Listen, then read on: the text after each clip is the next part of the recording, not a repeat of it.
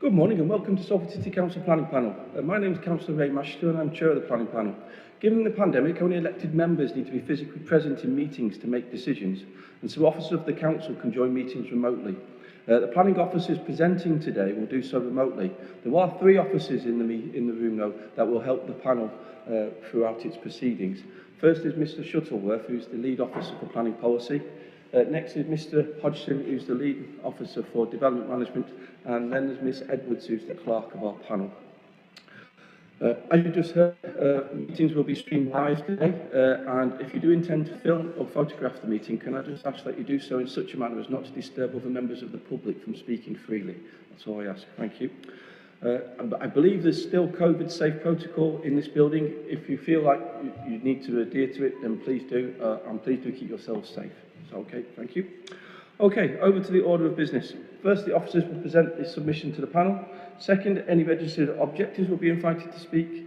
Third, any registered applicants or applicants' agents will be invited to speak.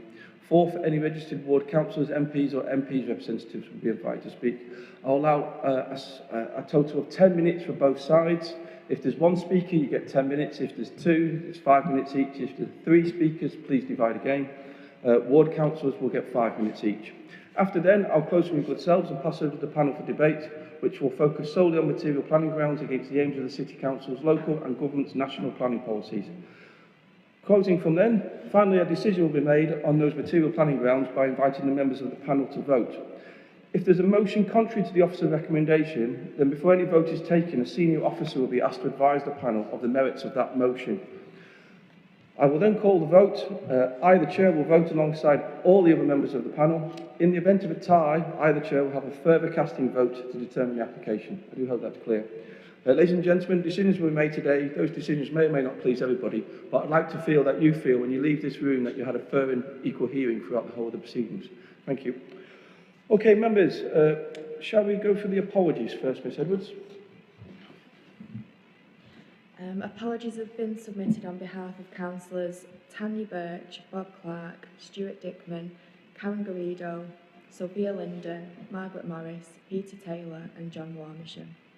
Would you be so kind for members of the public who are watching via the live stream, as it's not always clear to see, which members are in attendance today? Yes, Chair. The members in attendance are councillors Phil Cusack, Jim Dawson, Jane Hamilton, Mike McCusker, Neil Reynolds, Phil Tresidern and yourself, Chair. I'll make that 7 members. Yes. Okay. Thank you, Miss Edwards. Okay, are you happy to include parts 1 and 2 of the agenda? Agreed. Thank you. Okay, any declarations of interest? Councillor Cusack?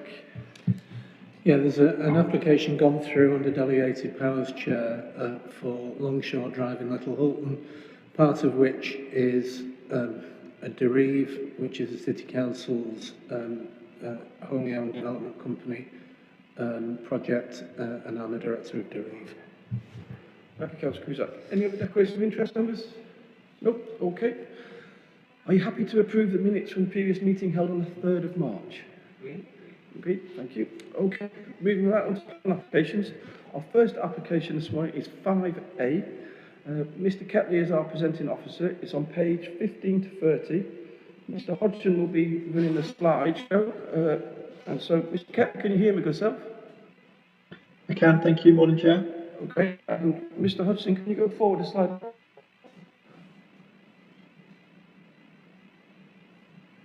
Looks like you need a better technique, Mr. Hodgson. There you go. Bit of a delay. Okay, that's it. It's working now. Okay, Mr. Ketley, over to you, good self. Thank you, Chair. Morning, everyone. This is an application that is applying for prior approval to erect a 2-storey upward extension above Parkley Court in order to create a new apartment. Next slide, please. So this application relates to a 3-storey apartment building located on the northern side of Upper Park Road in Salford 7. Vehicular access runs along the western side of the building for the full length of the site to an open hard-standing area at the bottom and 8 garages. Next slide, please.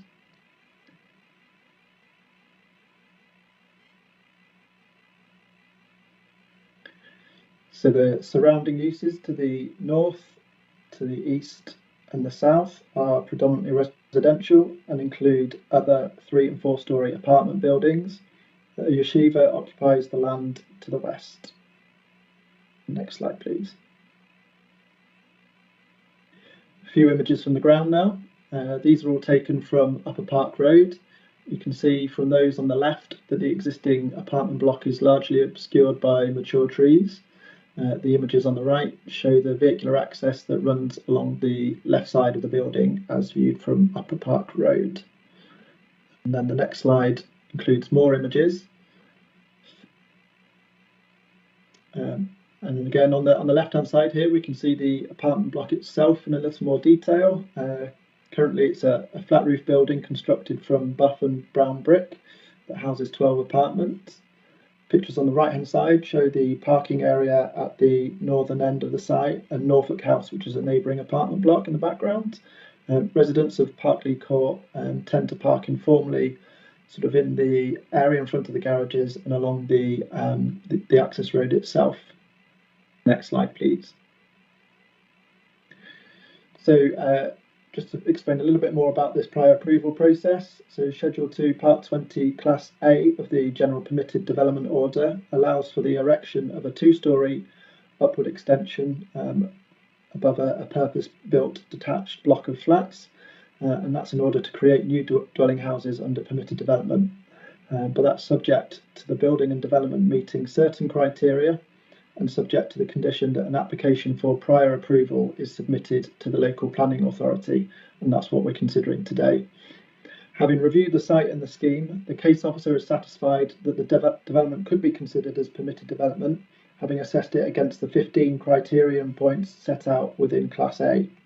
These are summarised on pages 20 to 22 of your agenda packs. As a result, the principle of erecting a 2-storey extension above Parkley Court has effectively been established, with the local authority's assessment limited to the matters for consideration that are listed on this slide here, within points A to G. Points H to J have been crossed out as they are not applicable to this particular proposal. Next slide, please. One of the matters for consideration is external appearance. This slide shows that the form and fenestration pattern of the upward extension has been designed to generally align with that of the existing apartment block, albeit it incorporates a setback to increase interface distances with the nearest residential properties. An alternative palette of materials has been proposed to distinguish between the old and new elements of the building. The extension will be constructed from dark brown and sand-coloured standing seam cladding to reflect the tones of the older brickwork. Next slide, please. And there we will see that the relationship between the old and new materials is shown in a little more detail on this slide and on the following slide. Thank you. The new apartments on the upper 2 floors will incorporate balcony spaces for each apartment.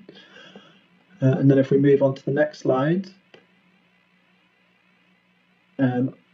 So with regard to the potential transport impacts of the development, the applicant proposes to formally mark out some parking bays close to the disused garages to the north of the site, as can be seen on the left side of the bottom image there. Thank you very much.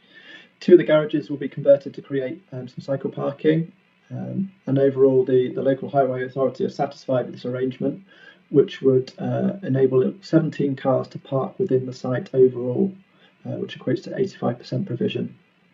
Conditions to secure this layout and the provision of bin storage details and waste collection and management plan have been recommended by the Highways Authority. Next slide, please. The impact of the development on the amenity of existing buildings is also a consideration under this prior approval application. So the applicant has submitted shadowing studies which demonstrate that there will be no unacceptable impact on the garden areas of the nearest properties on Cadjugan Place, which is to the east. And then in terms of daylight, there will be a small reduction to the overall amount received to 4-bedroom windows within that terrace of 6 properties, although overall these windows would still benefit from good levels of daylight.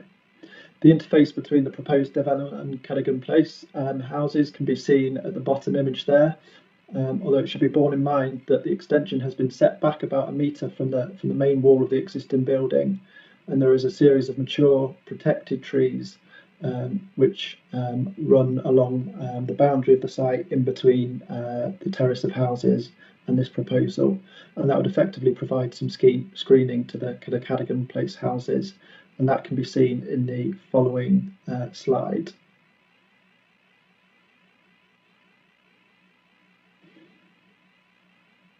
Next slide, please.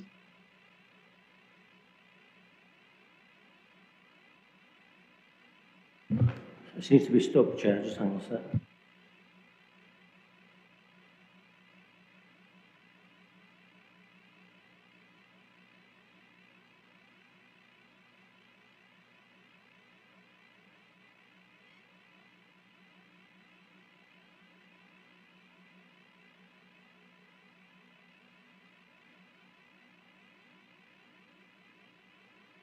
I've only got the planning balance to sum up after that slide, Chair, so I can wrap up if need be.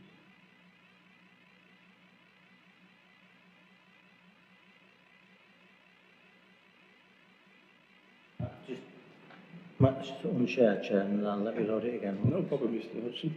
I won't do that.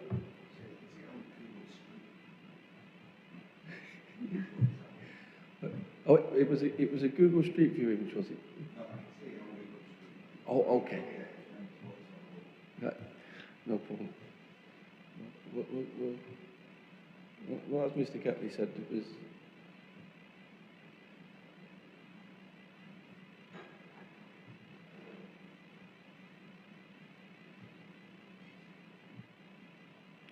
Mr. Ketley, was it one slide left and then the planning balance, did you say? That's right, yes. No problem. And that slide in between was?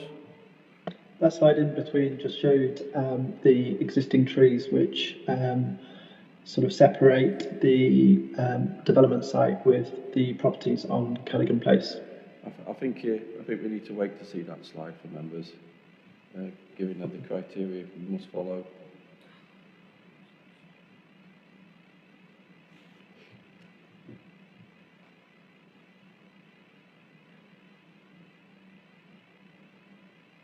Oh, there we go. Oh, thank you, Mr. Hodgson. So the top image there shows the existing apartment building, partly court. And you can see the trees on the right-hand side, and then the bottom image, quite difficult to kind of see, but the terrace of houses associated with Cadogan Place are just about visible on the right-hand side. So you can see that belt of trees that kind of separates the two sets of buildings. If we move on to the next slide, please. So there have been 8 letters of objection received in response to this application, with the concerns raised by residents summarised on page 19 of your agenda pack. Consultees and officers have assessed the scheme against each of the matters for consideration listed on the earlier slide and are satisfied that any resulting impacts would be acceptable, subject to the imposition of the 5 additional conditions listed on pages 26 and 27. Therefore, it's recommended that prior approval is required and should be granted for the application. Thank you. Thank you, Mr. Ketley. Thank you so much. And thank you, Mr. Hodgson. Thank you.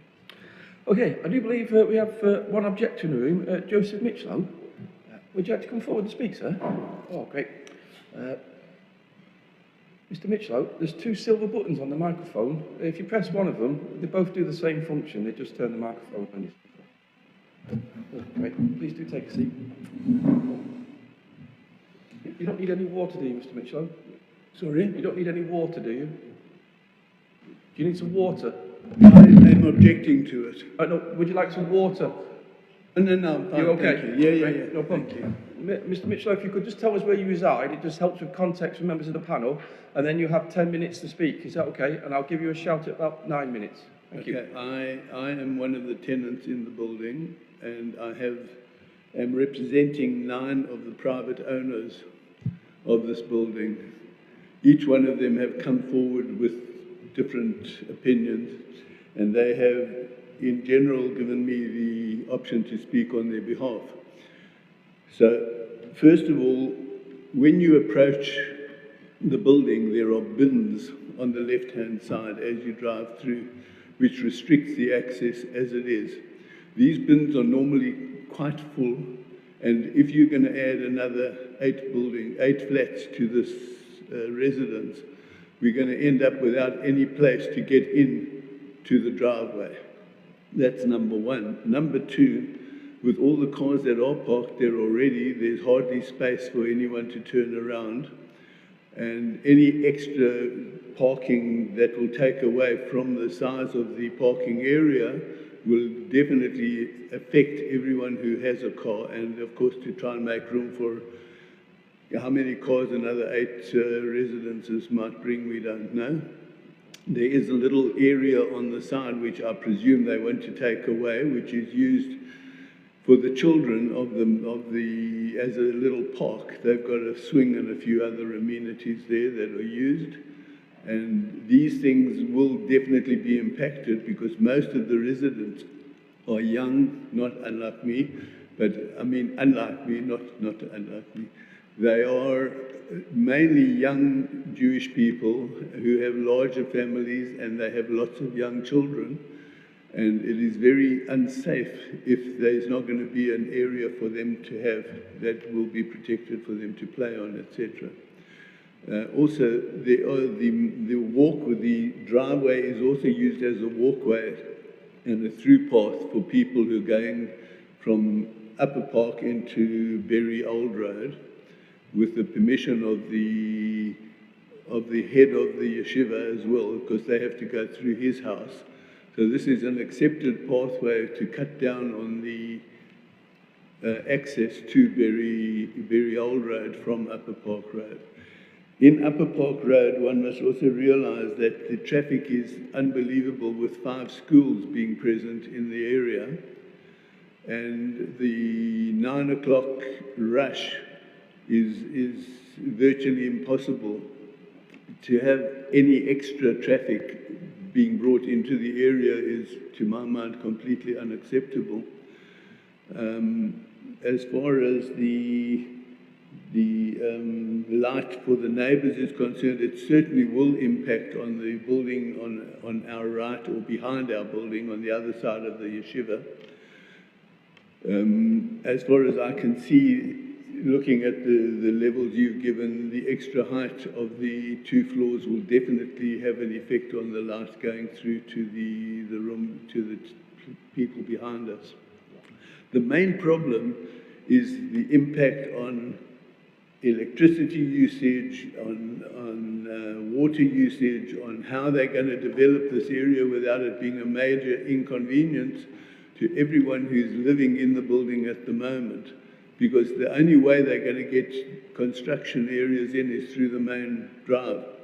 And that's going to block everything, and it would be an impossibility. I just cannot understand how anyone can even think of doing it with consideration to the people who own the flats in that building. Every single one of those that has approached me has told me that they are violently against any further development. Now, I know there is this permissive development, but I think that whoever has taken it, Mr. Morris Moore, for example, who is a developer, is also part of the company that runs the building, and they have certainly not done anything in terms of maintaining it. The road that we have to drive through is completely potholed and rutted. There are ceilings that are actually wet in the foyer, which are dangerous, and it's unacceptable. And in general, if someone like that is running the property, I just cannot understand how they can be allowed to develop the property further, and especially if they have an interest in the general running of the property. The loss of amenities I've dealt with. The young kids is the main problem, and as far as I'm concerned, the access, because I'm an elderly man and I have to drive and get to work, etc. in the morning. Cars are parked all the way along Upper Park Road, so as it is, it's impossible to get into Upper Park Road safely, because when you're coming out of the driveway, you've got no visibility of cars coming down or up on Upper Park Road. And that's going to be affected very, very much adversely by any further development. The other aspects I think people have written in about, and if you like, I can leave a copy of mainly the complaints of some of the neighbours and also everyone here. So I think that's about it. Thank you, Mr. Mitchell. Thank you so much.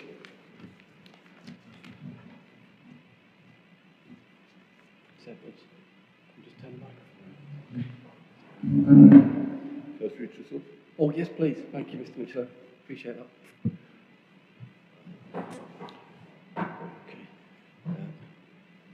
Mr. Ketley, just to be absolutely clear what the panel are deciding today, can we just go back through the prior approval process that we're being asked to determine and go back to that slide, please, Mr. Hodgson. Is that okay? Mr. Williams, would you maximise the screen, please? Is that okay? Is that the right slide? Yeah, that's great. So this is, I suppose, this is effectively a kind of a national grant of planning permission under permitted development for the erection of a two-storey extension above a detached apartment block. However, in order for the applicant to be able to qualify for that, they first need to pass a series of sort of 15 criteria, which are obviously set out in the report on pages 20 to 22. So that relates to sort of the scale of the building, where the location, the extension, matters like that. And subject to passing that, there are then the range of matters which you see on your slide here, which the panel can make a judgment on. So you can see there are obviously the transport and highways impacts, air traffic and defence impacts, contamination, flood risk, the external appearance of the building, whether adequate natural light is provided to the rooms within the new apartments, and the impact on the amenity of the existing building and also that of neighbouring premises. Thank you, Mr. Ketley. Thank you so much. Okay, members, over to you yourself. Who will go first? Councillor McCusker, Councillor Cusack. Councillor McCusker. Yeah, it's just a clarification in relation to what the resident made. He made a point that there would be a loss of some children's play area, but I can't see it on the plans. I've had a look on Google Map. I can kind of see an area that might be something like that, but it's not very clear. Could you just make reference to whether the plans will have any impact on that area, please? Mr. Ketley.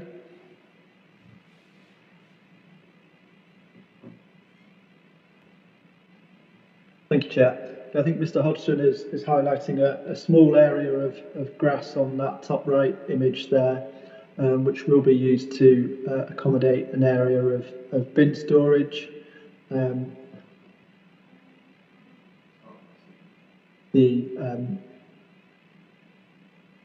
That's right, that bottom image there. Clearly there's a grass area that does still remain. I don't think it's an overly large or usable area, but I think it's probably worth noting that 2 minutes walk away to the south there is Broughton Park, and of course each apartment will be provided with a balcony space. Okay, Councillor McCusker. Councillor Cusack. Thank you, Chair. I think as a general comment on this, I think it's worth saying, and I've said it previously, that it's lamentable that the permitted development orders have been extended to such a degree that that as a planning authority we now lose control over many applications and many proposals for development that come up in this city. I was going to mention the bin store in relation to this particular application, but it's been mentioned already, and I take on board the objectors' comments that the bin store is causing problems at the moment, but that has been subject to a condition to this to this application and has been dealt with. My view is, Chair, that our hands are largely tied on this. It's met all the conditions that it needs to meet. It's permitted development, and therefore I propose that we approve this application, Chair. Thank you, Councillor Cusack. Councillor Hamilton? Yeah, thanks, Chair. My issues with the bins, the play area, and just some clarification on the potholes and the state of the roads and stuff, and clarification that that will be okay. On the highways matter, Mr. Kelly, I take it it's a private driveway.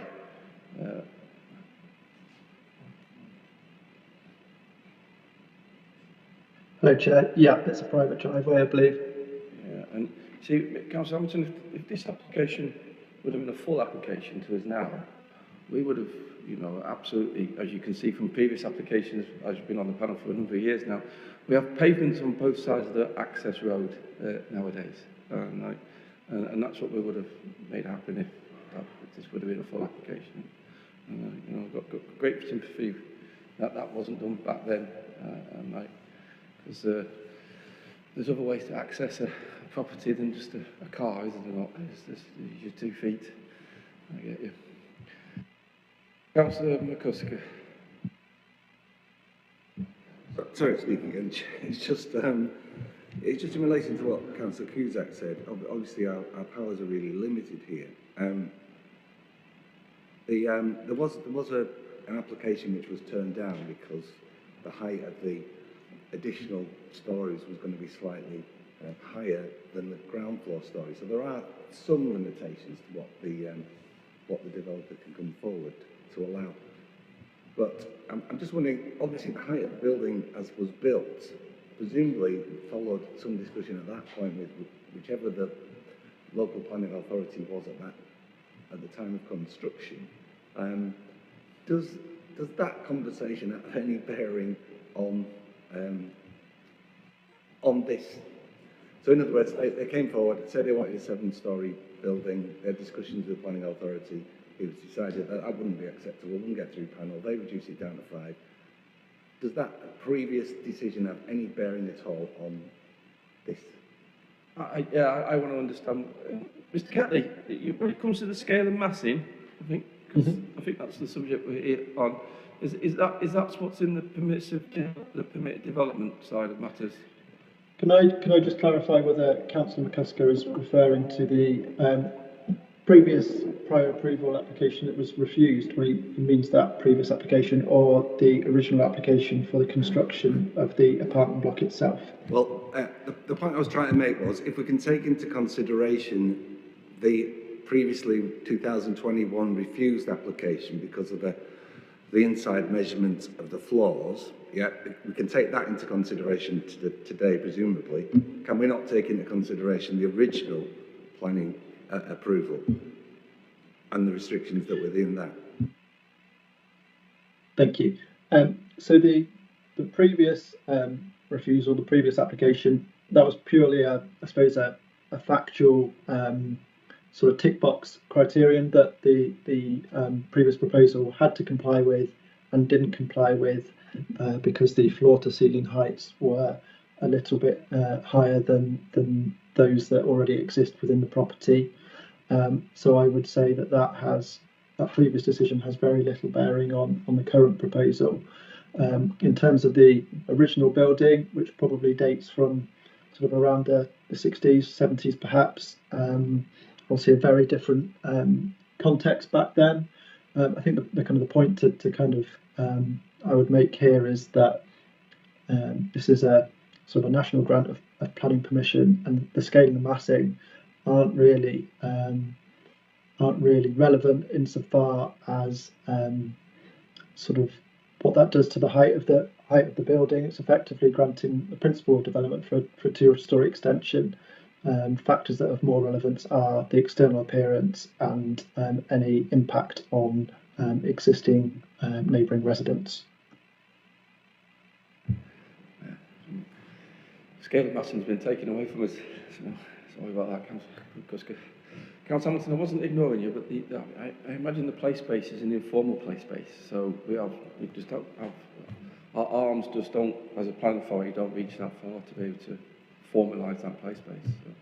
So okay, wasn't ignoring you. Okay, members, it's been moved but not seconded for the approval of the officer's recommendation. Is anybody willing to second the application?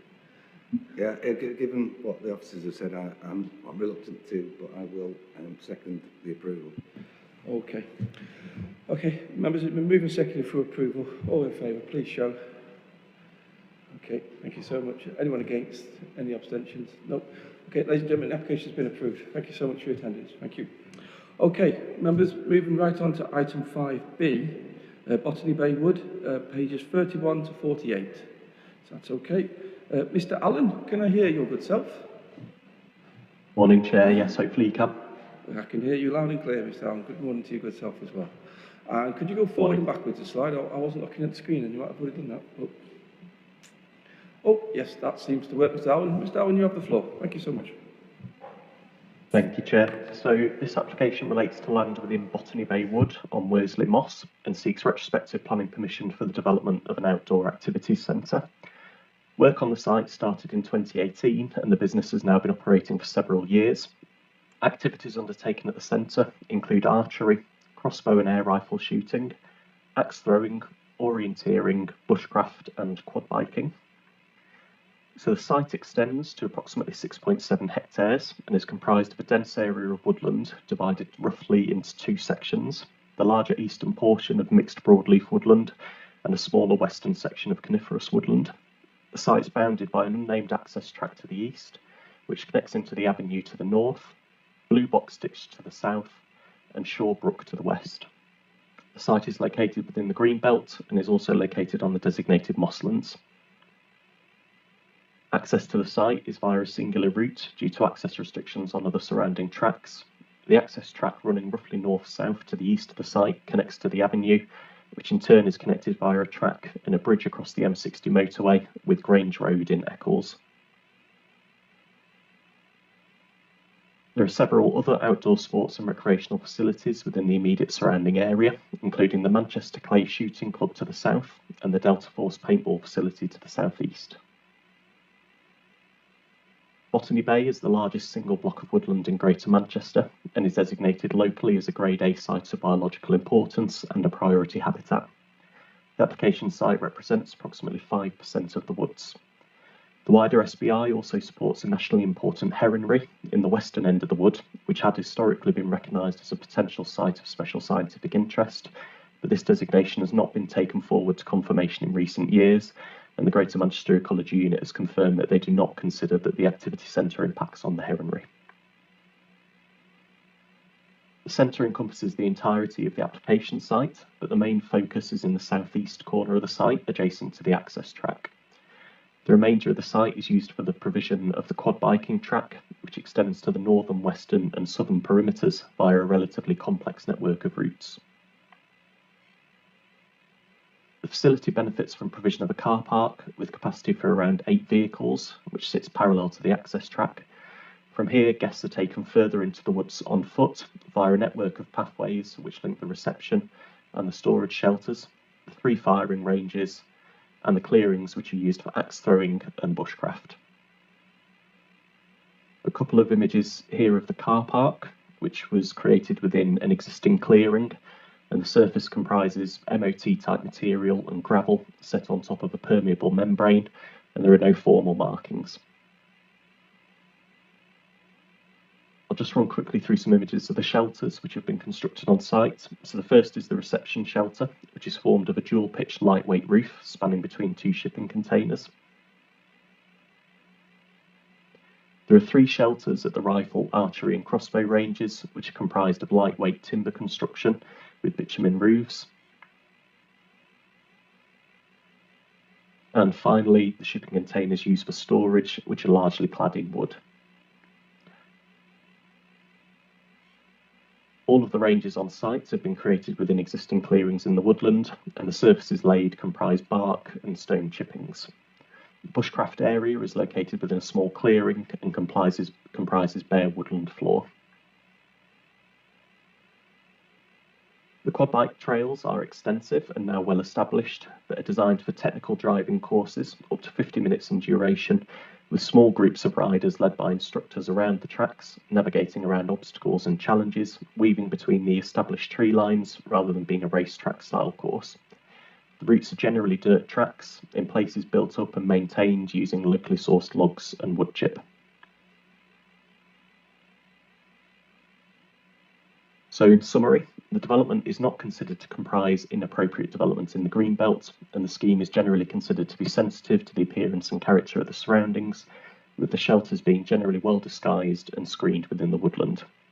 The activities other than the quad biking are not considered by the Greater Manchester Ecology Unit to result in adverse impacts on the features of importance within the SBI, and steps have been taken to minimise the potential impacts of the quad biking activities for ecology and biodiversity, and mitigation for the residual impacts is proposed within a biodiversity enhancement and management plan. Subject to those measures, it's considered that the development can be accommodated on site without adversely affecting the nature conservation value of the woodland. The development is considered to result in acceptable impacts in all other respects, and the application is therefore recommended for approval, subject to the conditions as listed at page 47 of your agenda pack. Thank you, Chair. Thank you, Mr. Allen. And members, just before I continue, I can just remind you that the planning balance sheet is in an email sent to all your inboxes yesterday evening for you to have on front of your screens. Is that okay? Okay, I don't believe I have any objectors present in the room. No, but I do have the applicants, agents or supporters. I've got Mark, Michael and Rachel Senior. Are you all wishing to speak? Great. If I divide 10 by 3, I get 3 minutes 20. So is 3 minutes 30 okay each, or is it, are you splitting it up? 2 minutes. Oh, great.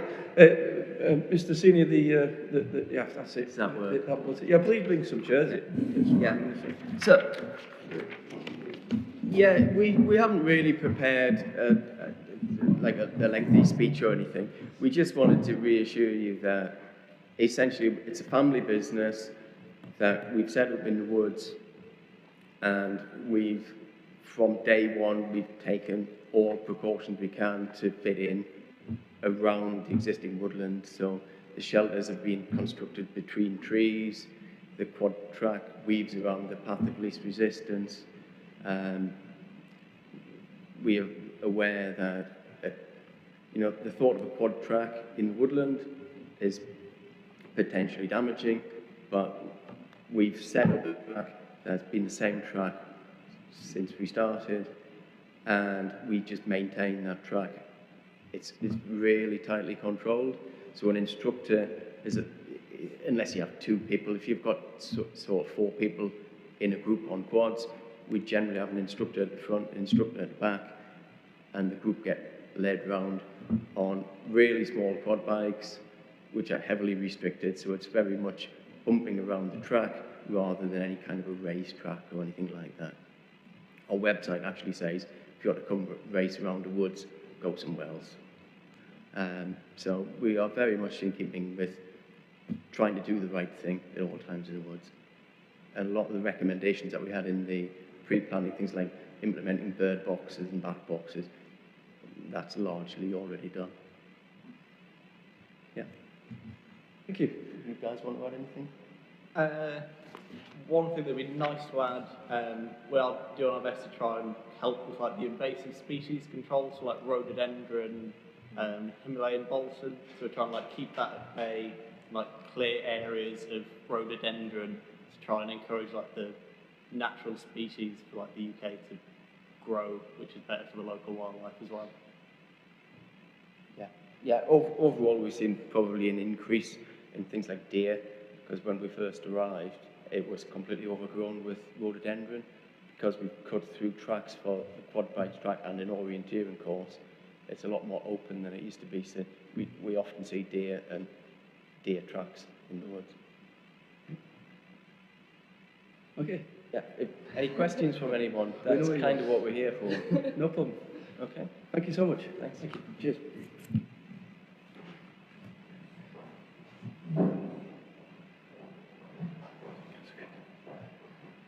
And then Councillor Guido, I've not forgotten yourself.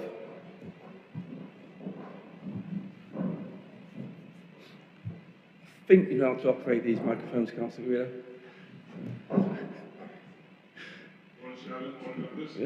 Your 5 minutes whenever you're ready, Councillor Guido.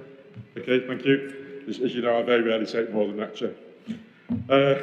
First of all, can I just make the point, in fact, although it does say Boost and Edinburgh ward on the application does actually affect 2 wards, and I'm here as the councillor for Worsley and Westwood Park ward, which in actual fact is the ward which I feel is most affected by this application. And I'm talking in particular because of the access. The access is from Grange Road, Winton, and Grange Road, of course, is access from Barton Road. Now, Barton Road itself is a very busy road, and the access onto Grange Road is very narrow. Grange Road itself, for those that don't know it, is a tree-lined road with a maximum 2-car width at best. In fact, on many occasions, it's down to a 1-car width. Not all of Grange Road has a footpath. I noticed on the application that it refers that part of the road does have a footpath, but part of it doesn't, which means that people do have to walk on part of the road along Grange Road. There's already been problems, in fact, with traffic along that road, although fortunately there haven't been any accidents at this point in time. The residents' concerns, as you'll see from the representations which have been made, are the concern that accidents could happen in the future with an increase in attendance at this site. There aren't any figures as to what the attendance is, as far as I can see on the application, but one would assume that there'll be a substantial increase in the number of people visiting the site.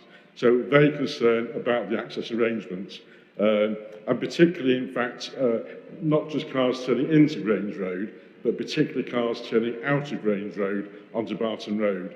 Very difficult sight lines to both the left and the right, and the potential for accidents is very high. If I could just move on, this also affects the residents of Grange Farm, and I've also spoken to the farmers who are also concerned about the disruption to their farming activities, and particularly passing the farmhouse and so on. I think I'm a bit concerned, Chair, that we seem to get a lot of these retrospective applications, and it just seems to me to actually indicate that the applicants really, haven't thought too much about anybody else other than themselves, and have just carried on with doing what they want to do. I'm concerned that within the Greenbelt area, we have a number of buildings, and you have seen some pictures of those. I don't think it shows them up to their in their worst light, but you've got 2 rather large metal shipping containers, 25 foot and 21 foot in length.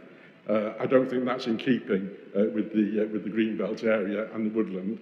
You have a number of wooden shelters and wooden huts, and my concern, in fact, is that that might well get extended in the future.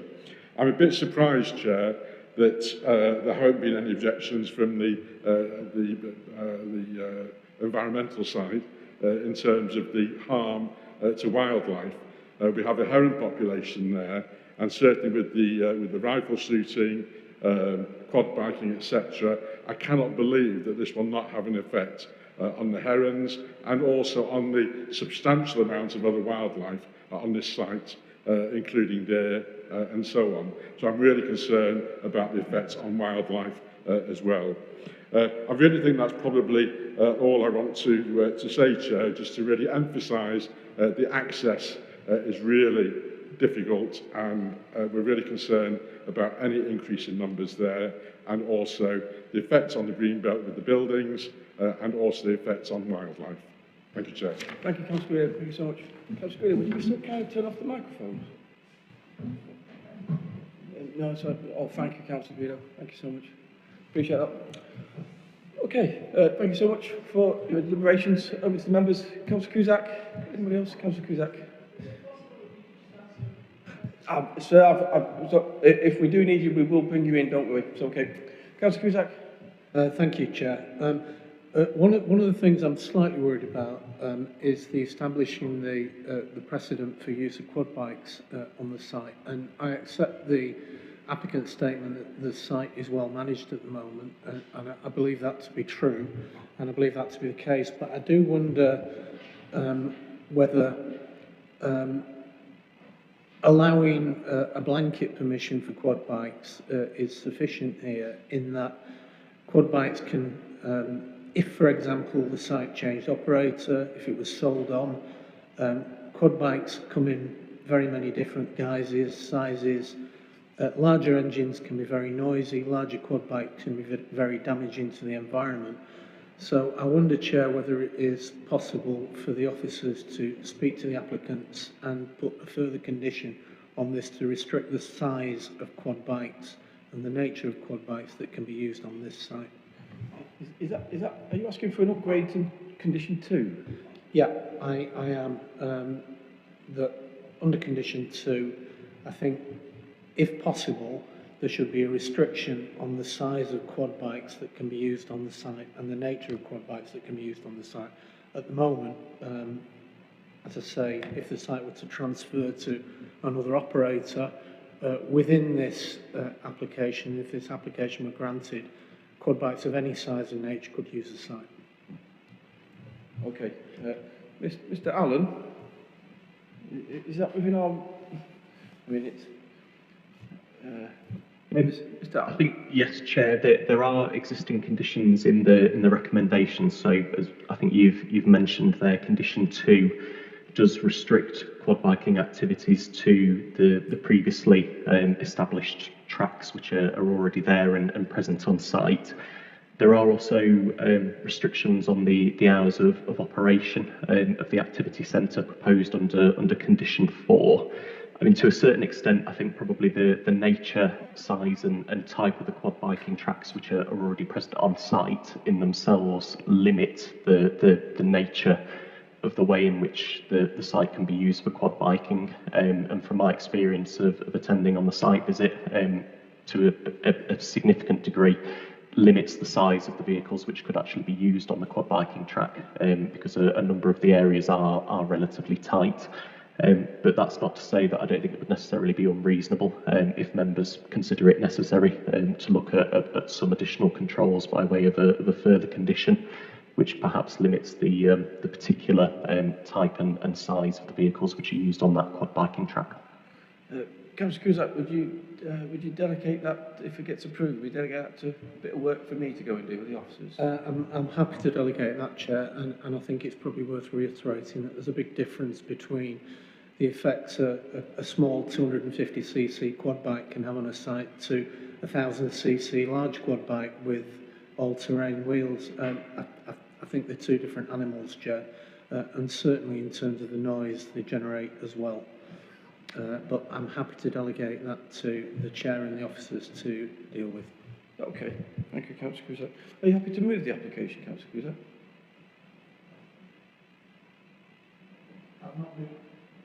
I've not moved it yet, Chair, but I will if you want me to. I can't force you to. No, it's no, up I to you. understand. So A flippant remark. Yes, I will move, given that issue is dealt with.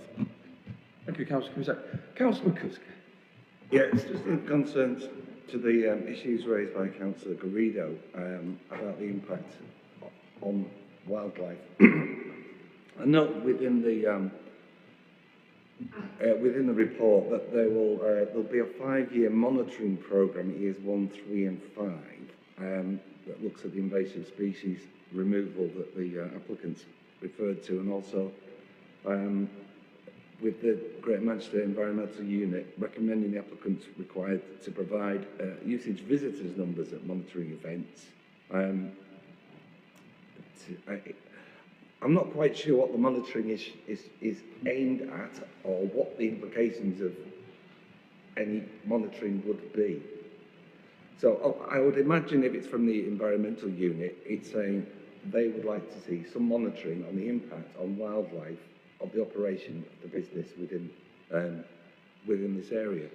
But I'm not quite clear from that. It might just be because it's a summary of the actual report by the Greater Manchester Environmental Unit. But what is the purpose of the monitoring programme if not to look at the impact on wildlife and what is the outcome of that monitoring should there be found to be an impact on wildlife? Mr. Allen. Thank you, Chair. So yes, the condition is related to the ecological impacts of the scheme. So The ecology unit are satisfied that the majority of activities which are undertaken on site, so those which aren't the quad biking, can be undertaken without any detrimental impact to the qualifying factors of the site of biological importance. The quad biking measures obviously have been taken to, in the first instance, reduce where possible any potential impacts arising from the quad biking. Any residual impacts are to be addressed by way of mitigation, so hence the requirement for the biodiversity enhancement and management plan. The way in which that management plan is structured is then reflected in the wording and the drafting of that condition, in that, as is often relatively typical with such plans, there is provision within it for ongoing monitoring over that 5-year period, and our condition as drafted requires that monitoring and the update reports that will be produced as a result of that monitoring will be submitted to the LPA for review, and that then gives us a mechanism by which to require any additional measures within that management plan and improvement plan, and require any changes which might be considered necessary in order to address any additional impacts which may have been picked up through the monitoring and reporting. Does that help, Councillor McCusker? It does, Chair. I often wonder what happens to these reports, such as cycle usage, car clubs, etc.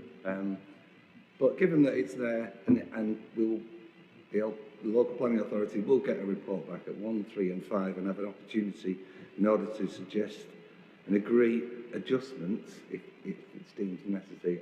I will therefore, I think I'm seconding Councillor Cusack on that. Well, seemingly, yeah. I'll therefore second the... I don't mind if it swaps around. I wasn't putting anybody's arm up anybody's back at all, you know. So. Okay, it's been seconded. Okay, members, it's been moved and seconded with an upgraded condition 2 for the officers and myself to do some work looking at making sure that as Councillor Cusack put it, that we don't end up with monstrous beasts flying around in this habitat. So that shall be done. All in favour of that, please shout. Okay, anyone against? Any abstentions? Then, gentlemen, the application has been approved. Thank you so much. Cheers. Okay, moving right on. Councillor Greedo, all our best to Mrs. Greedo. I hope she's recovering very well. Is that okay? Thank you so much. Item 5C, members, which is page 49 to 66. Miss Sammy, can I hear you good self? Hello? Oh, hello, Miss Sammy. How are you? Morning. Good morning. We have a white screen at the moment, Miss Sammy. Yeah, there we go. Oh, great. Everything seems to be working. You have the floor, Miss Sammy. All over to yourself. Thank you very much. This application is for 6 industrial units within the Worsley trading estate of Little Hulton. The application site is within an established employment area to the south of Manchester Road West in Little Hulton. This will be shown in more detail on the next slide.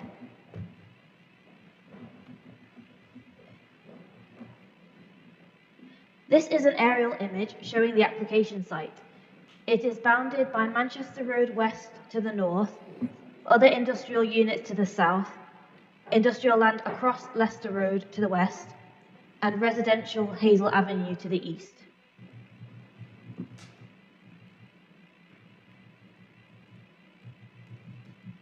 The land was previously occupied by a warehouse, as shown in this image.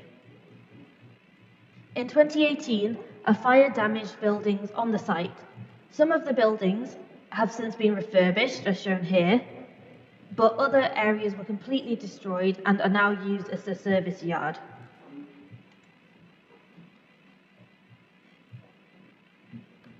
The applicant proposes to erect 6 industrial units and an associated parking and service yard.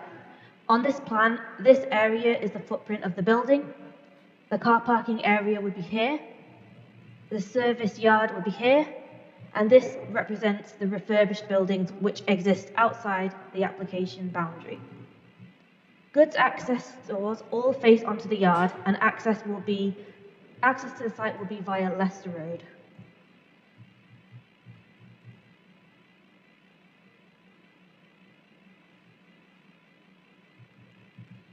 The proposed building is at a lower land level than the houses on Hazel Avenue and has been designed with a mono-pitched roof to ensure that the eastern side is at a lower height, growing away from the adjacent dwellings.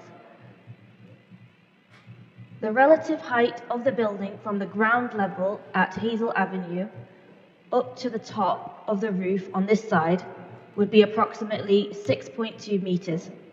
This would be roughly the height of a two-storey dwelling. A distance of at least 13 metres will be maintained between the proposed building and the ground floor sole habitable room windows of the dwellings to the east. This complies with Salford's guidance for impacts on residential properties. The application was accompanied by a noise impact assessment which has been reviewed by the Council's environmental consultant. Subject to conditions including a noise management plan, the Council's environmental consultant has no objections to the scheme with regards to noise. The warehouse units themselves will provide a physical barrier between the vehicle manoeuvring area and the properties on Hazel Avenue, with vehicles arriving and leaving via Leicester Road. Additionally, the proposed use will be limited to storage and distribution and industrial processes which can be carried out in residential areas without detriment to the amenity of that area.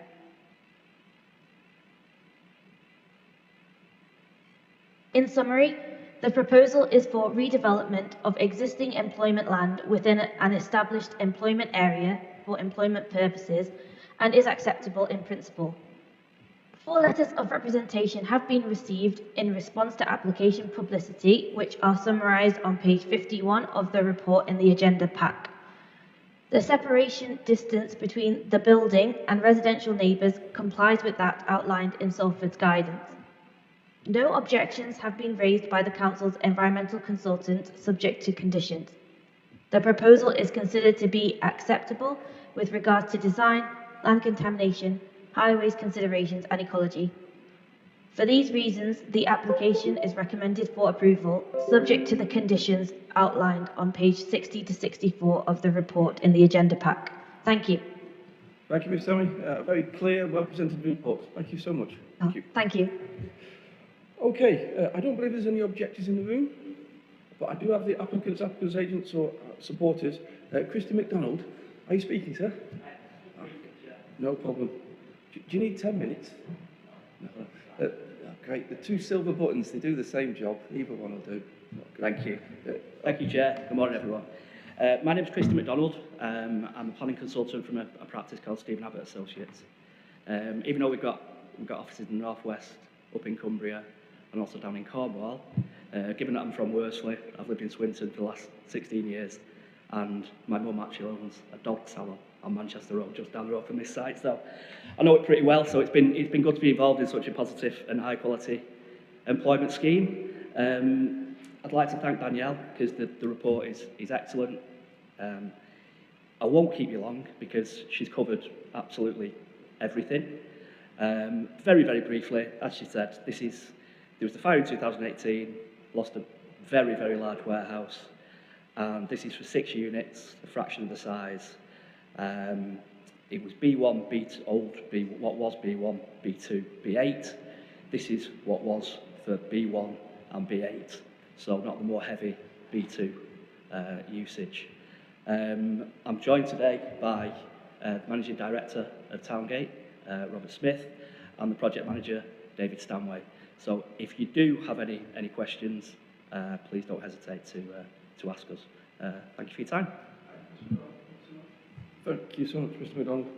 Okay, members, we no longer have that road against people's backyards, which seems to be a very much of a positive. I think there was 6 objections, but as you can see, members of the public are not here, which is a very good indicator that ultimately their main issues have been solved. Is getting some employment space back where employment space did exist. So, is anyone willing to move the application? Councillor Hamilton? Are you going to move it? Fabulous. Thank you, Councillor Hamilton. And is there anyone willing to second the application? Councillor Dawson, thank you so much. Okay, members, it's been moved and seconded for approval. All in favour, please show. Thank you so much. Thank you so much, gentlemen. The application's been approved. Thank you. Okay, members, moving right on to item 5D, page 67.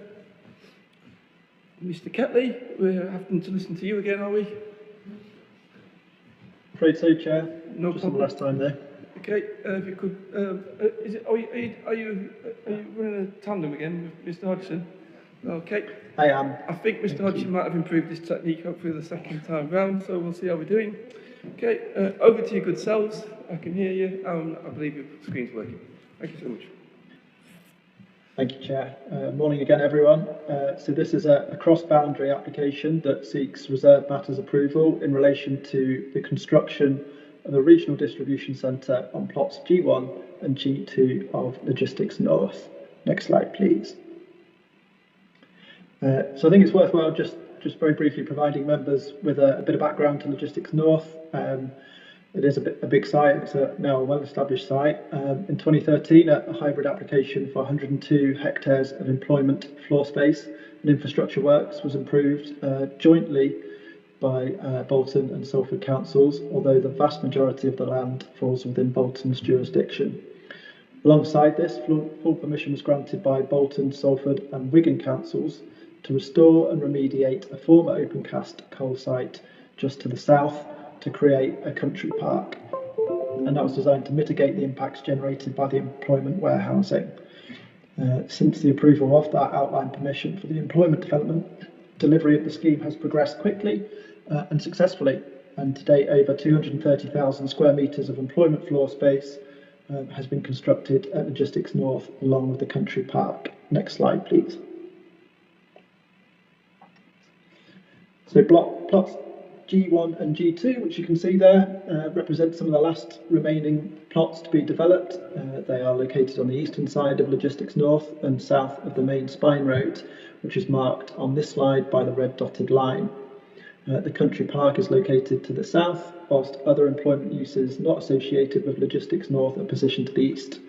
The nearest residential properties within Salford are over 400 metres from the site and are marked by the magenta circle, and the alignment of the A6 Manchester Road West is also visible on this slide. So you can probably see that plots G1 and G2 currently exist as a development platform with preparatory earthworks having already been undertaken as part of the infrastructure works permitted by the hybrid application. So consequently, the plot has no existing vegetation or natural features. Thank you. Next slide, please. Just briefly, a couple of images to show some of the other buildings that have been delivered within Bolton's portion of Logistics North, further to the north and the west. Here you can see a distribution centre operated by Aldi at the top, which is 55,000 square metres in size, and an Amazon warehouse at the bottom there, which is about 39,000 square metres. And as you can see, the buildings are set back behind a generous sort of landscape buffer and car parking. Next slide, please. So as I indicated earlier, this is a cross-boundary application. So approximately 23% of the overall plot at its eastern end is located within the Salford boundary, along with just 16% of the floor space of the building itself. The remainder falls within Bolton Council, and they are currently considering a matching application to this one. Next slide, please. So reserved matters consent is being sought for a regional distribution centre to be occupied by Lidl.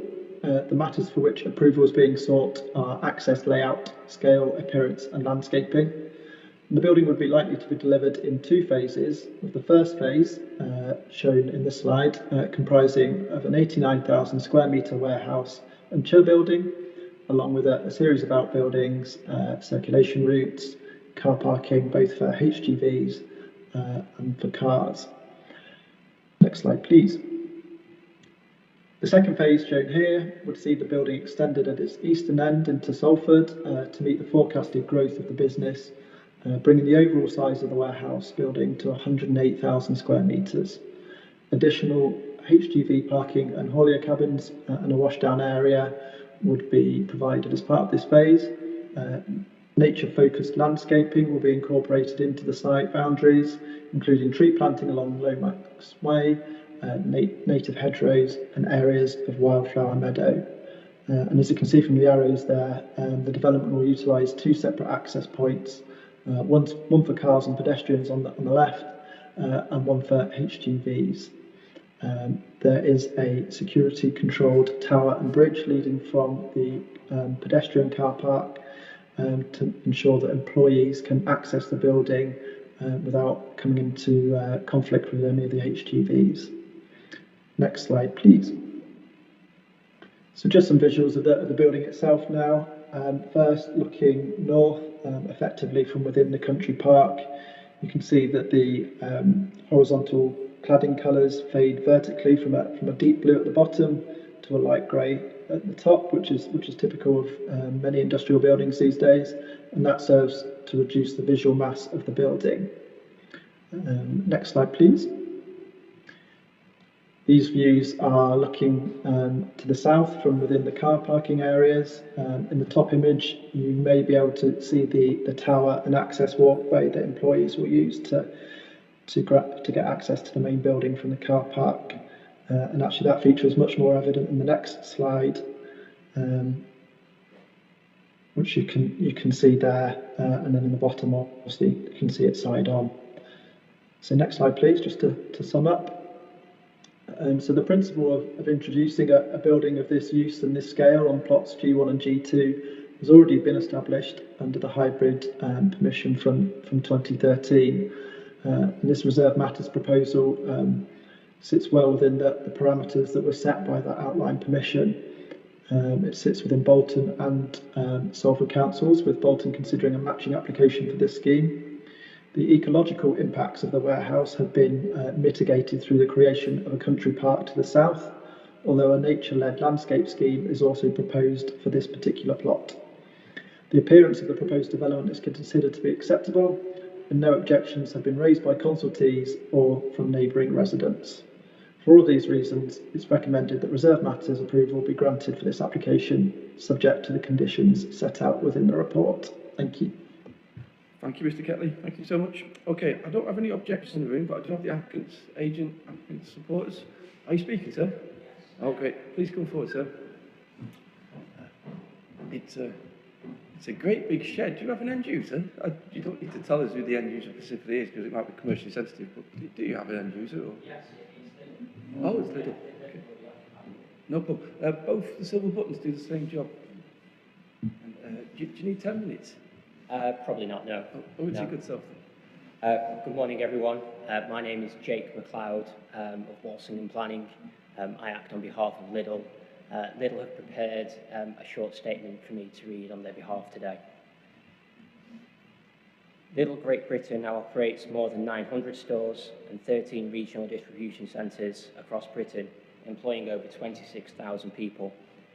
We continue to expand our food store portfolio across the country, not least in the metropolitan areas of North West England, and we are investing in the necessary warehouse and distribution infrastructure that underpins our ambitious growth plans. As you've heard, the RDC will be delivered in 2 phases. Phase 1 delivers the main warehouse, outbuildings and parking, and Phase 2 enables an extension to the main warehouse as the need for additional capacity rises from new store openings. Construction is expected to begin in the early part of 2023, with the warehouse operational in late 2024, early 2025. The new warehouse will create at least 600 new jobs in the first phase of development and a further 100 jobs following the completion of Phase 2. The vast majority of the jobs will be warehouse operative roles, such as pickers, reach truck drivers, stock checkers, recycling and warehouse management, but the RDC will also have a range of other administrative and support functions, including payroll, IT, sales and property. Lidl continues to draw on local labour supplies rather than automation in its warehouses, and its recruitment processes actively target the local community, with all new staff supported by a comprehensive training programme.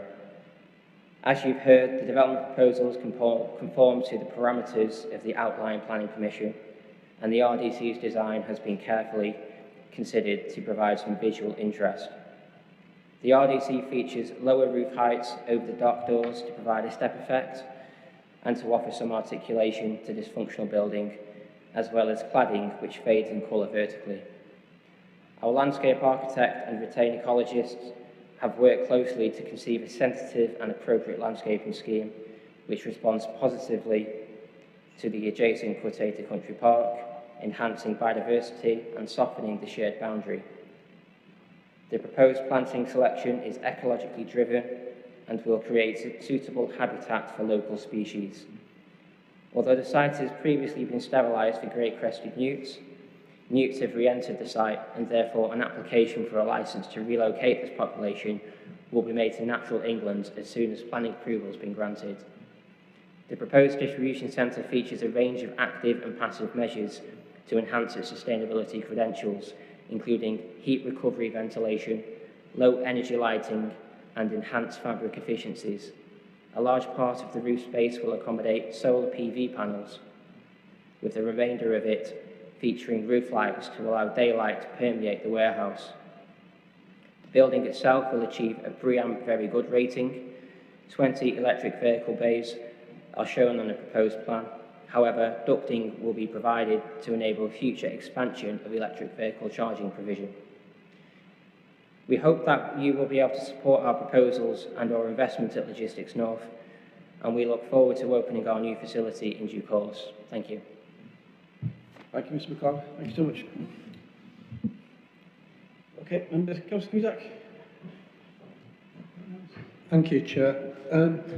The local authority boundary runs through this site, and it looks as though it's a strange line for a local authority boundary. For clarification, is this a watercourse? No idea. I just wonder if it's an old battle site between the two local authorities. I don't know. I doubt it. It looks as though it follows a watercourse. Yeah, it does. Not material, but Mr. Ketley. Sorry, but Mr. Well, it might be, because we might need to condition runoff into a watercourse. Okay, no problem. I can take that question, Chair, if you can hear me. Yeah, I can hear you. So the Councillor is very correct. That alignment does suggest that it was a watercourse, and indeed it was a brook which formerly ran along that alignment, and that was diverted as part of the infrastructure works for the wider Logistics North permission. There were conditions attached to that permission to ensure that any brooks that ran through that site were diverted, and they have been. I stand corrected, Councillor Cusack. Thank you, Chair. That's clarified that one. Just another quick one. The applicants mentioned newts, I assume great crested newts on the site. Do we need to condition their removal? Yeah, or does it sit in the outline? I'm not sure. Mr. Catley, it's a combination of both in this instance. There were newts on the wider site, and the creation of the country park and a series of conditions attached to the outline allowed for those newts to be safely redirected. That said, I understand from the survey submitted with this application that there is a little bit of sort of vegetation and some of the sort of netting designed to kind of keep newts off the site hasn't been sort of fully maintained throughout the kind of the course of recent years. So there is a condition attached to the permission, which I believe is condition 10, which requires the developer just to get another license, a refresh license from Natural England, or an expert to kind of run over the site and check that there aren't newts, just to kind of cover that off and make sure that we're still up to date and that the development isn't going to kind of impact on those newts. As the country park is already there, there's already somewhere to relocate those newts to if any are found. Is that okay? Yeah, that's absolutely fine, Chair. Thanks. In that case, I propose the application. Thank you, Councillor Cusack. Did anyone else have their hand up anywhere? No, would anyone willing to second the matter? Oh, Councillor Reynolds, thank you so much. Okay, members, been moved and seconded for approval as the offerer's recommendation. All in favour, please show. Anyone against and any abstentions? No problem. Mr. McLeod, the application has been approved. Thank you so much. All the best. Okay, members, shall we move straight on to planning applications determined under delegated authority? Are you happy to note them? Okay. my ignorance. There's one on 188 Monton Road, Vintage Ambience. It was a request for confirmation of compliance with the noise plan, and it says the decision is that the condition request is determined. Does that mean that we've had a noise plan for, we've agreed it's suitable sufficient? I don't know what that means. Which page? 105. Top of 105. Thank you. Sorry, well, it says 105 on the screen, but it's numbered 103. Mr. Kelly? Hello, Chair. Did you hear Councillor McCusker? I heard very little of it, unfortunately. If he doesn't mind repeating it, I'll have to try and help. It's just, the question is, the decision against the applicant at location Vintage Ambience in Monton Road was that the condition requests determined. It was in relation to a request for a confirmation of compliance with Condition 7 noise management plan attached to the planning permission. It's just what that sentence means is all I'm asking. What does the sentence condition request determined? It just means that the application itself has been determined, but fortunately we have the case officer to hand who has been able to confirm that the noise management plan was approved in that particular instance. Oh, right, that's what that means, yeah. Great, thanks. Councillor Cusack. Thank you, Chair. There is a consistent spelling mistake throughout a number of these applications, which significantly changes the meaning of the application. Mr. Hodgson's aware of this. I'd just like to suggest that these are altered for the records. Yeah, okay, we'll move that, and I'll happily second that, and we'll make sure that the spelling mistakes are sorted out. Is that okay? Okay, members, you happy to note them then? Number 7, planning appeals. You'll see that we've received a planning appeal, which we warned on an advertising hoarding. We've also received an appeal, well, then we've received more new ones into the system, one being a HMO in Weast, where it's been a delegated decision, and it looks like the refusal was based on over-concentration and also some built form as well within the application itself. So we'll see how the inspectorate comes back with that and with all the other ones as well. Is that okay? Are you happy to note that? Is that okay? Okay. Thank you ever so much for taking part this morning. Mr. Williams, would you be so kind to close the live stream? That is the end of the planning